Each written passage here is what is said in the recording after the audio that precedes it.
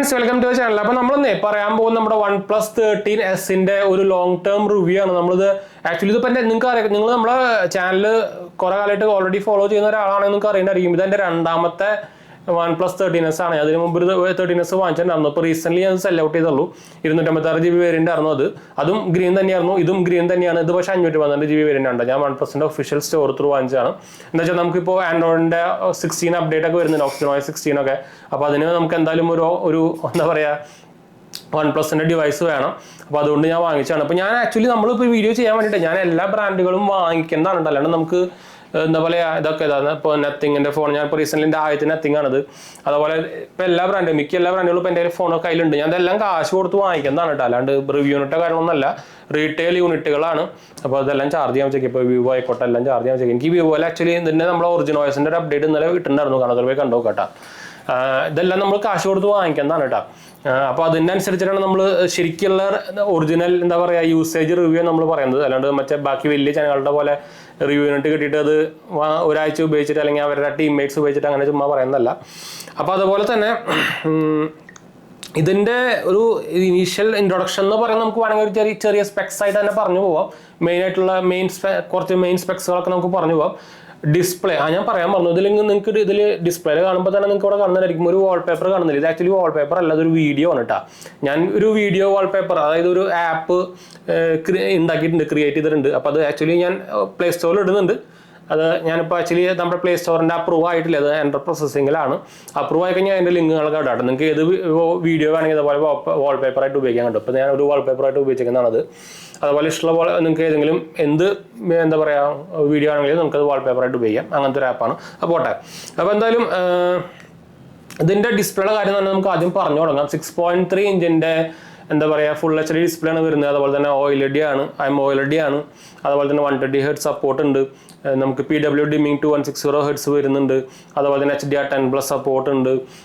നമുക്ക് HBM ആയിട്ട് നമുക്ക് 1600 നിറ്റ്സിൻ്റെ ബ്രൈറ്റ്നസ്സും വരുന്നുണ്ട്. അപ്പോൾ ഓവറോൾ ഒരു ഹൈ ക്വാളിറ്റി ഹൈ എൻഡ് എന്താ പറയുക ഡിസ്പ്ലേ തന്നെ വേണമെങ്കിൽ പറയാം. അതുപോലെ തന്നെ കോർണിംഗ് റോഡ് ഗ്ലാസ് പ്രൊട്ടക്ഷനൊന്നും അല്ല വരുന്നത്. ഇതുവരെ തന്നെ ഒരു പ്രൊപ്പറേറ്റർ ആയിട്ടുള്ള OnePlusന്റെ തന്നെ പ്രൊട്ടക്ഷനാണ് വരുന്നത്. അല്ലാണ്ട് പിന്നെ IP65 ആണ് ഇതിൽ എന്താ പറയുക റേറ്റിങ്ങും കാര്യങ്ങളൊക്കെ വരുന്നത്.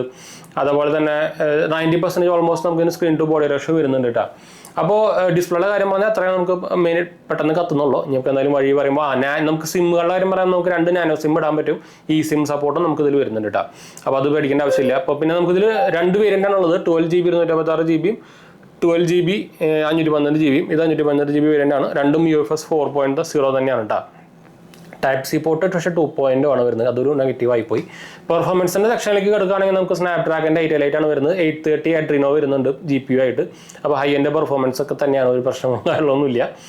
പിന്നെ ക്യാമറയുടെ കാര്യം പറയുകയാണെങ്കിൽ നമുക്ക് ഡബിൾ 50 മെഗാപിക്സലിൻ്റെ സെൻസറാണ് വരുന്നത് റിയറിൽ. ഫ്രണ്ടിലാകുമ്പോൾ 32 മെഗാപിക്സലും.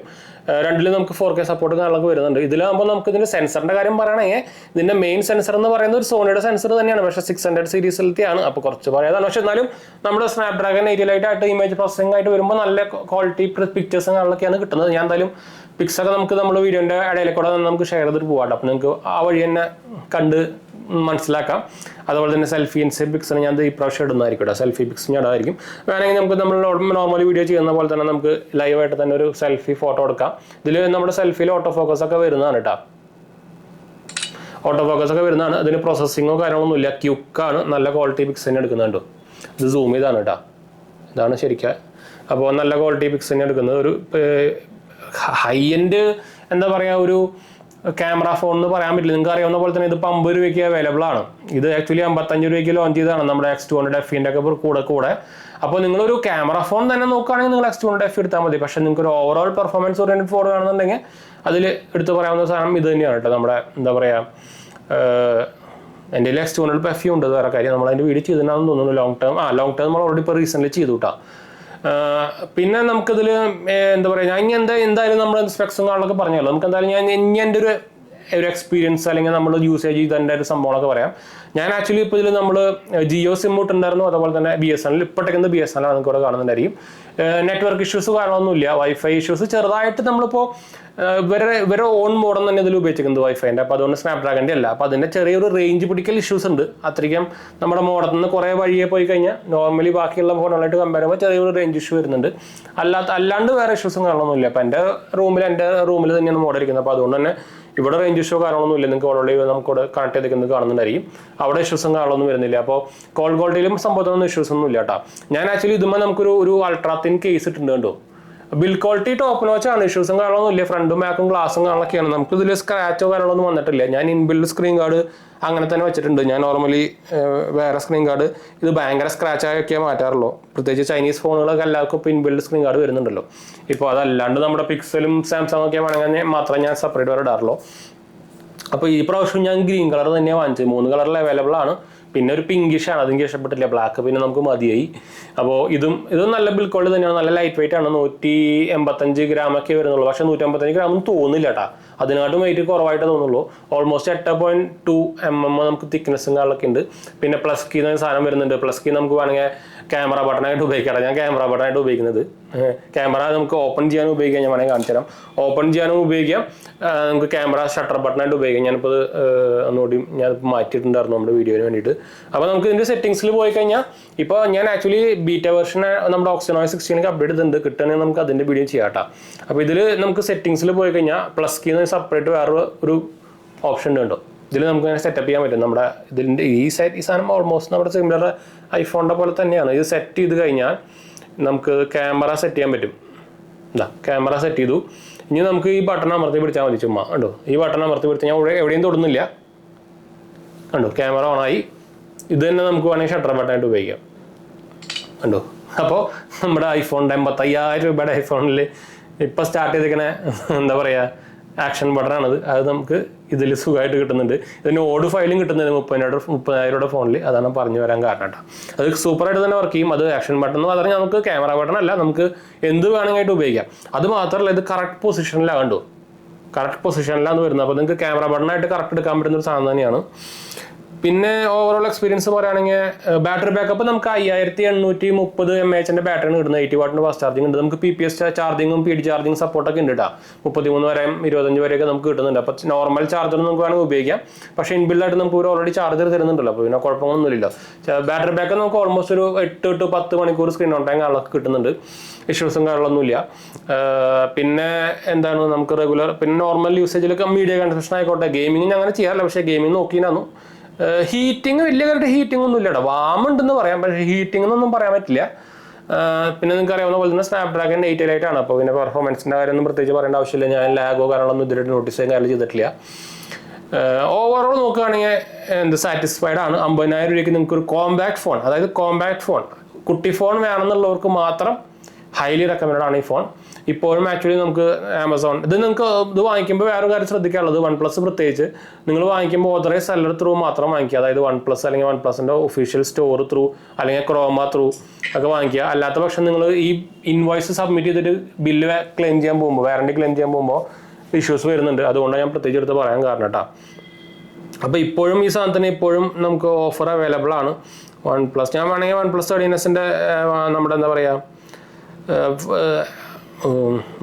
ആമസോണിൻ്റെ ലിങ്ക് ഞാൻ താഴെ കൊടുക്കാട്ടോ.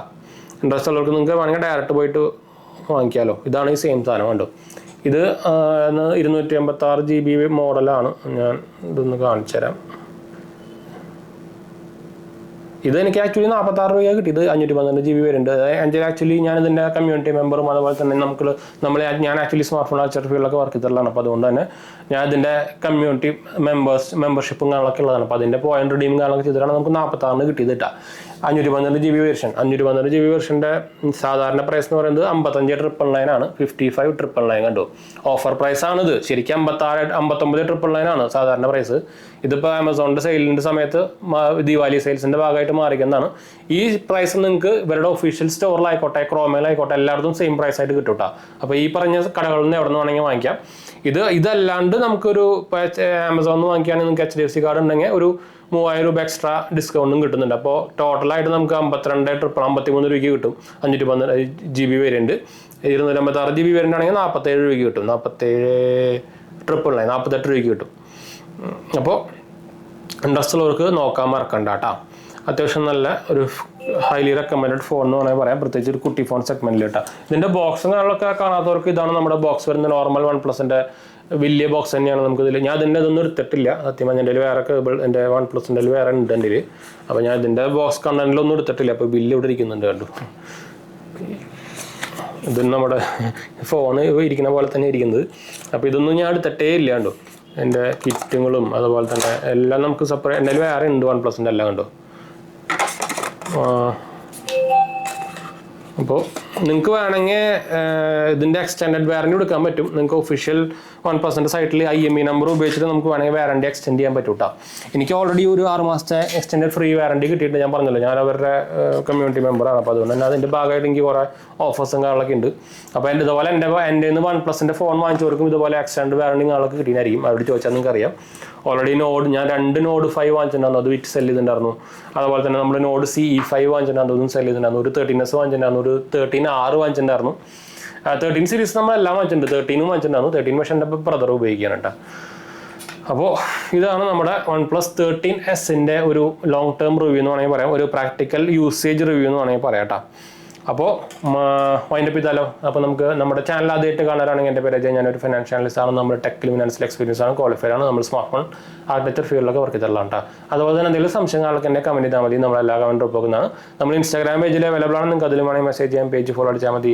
ടെലിഗ്രാം ചാനലുണ്ട്, മറക്കണ്ട. ഡിസ്ക്രിപ്ഷനിൽ നോക്കിയാൽ മതി, എല്ലാ പണ്ടാരും കിട്ടൂട്ടെ. അതായത് എല്ലാ ലിങ്കുകളും കിട്ടും. പണ്ടായിരുന്നു വേറെ ഒന്നല്ല, എല്ലാ സംഭവങ്ങളും നമ്മുടെ ഡിസ്ക്രിപ്ഷനിൽ കൊടുക്കുന്നുണ്ട്, മറക്കണ്ട ചെക്കൗട്ട് ചെയ്യാം. അപ്പോൾ വൈൻഡപ്പ് ചെയ്യാം. ബൈ.